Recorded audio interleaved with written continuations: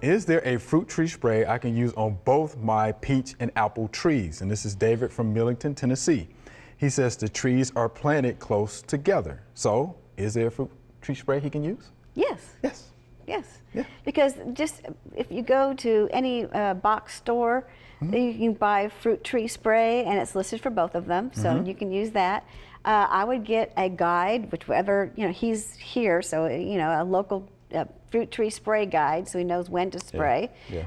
And they have those all over the country. Right. We sure do. So you we find definitely that. have them. Yeah, you can come to our office. Yeah, we'd be more than happy to print that guide out for you. Because when I think about fruit tree spray, of course, it's going to contain a fungicide. It's usually going to be Captan, and it's also going to have an insecticide, and it's usually malathion. Right. So you're going to read and follow the label on that.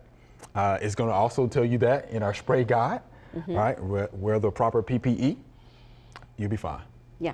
You'll be fine. Because for peaches, you're definitely going to need a fruit tree spray. Gonna need that. And of course, you're going to need that for your apples as well.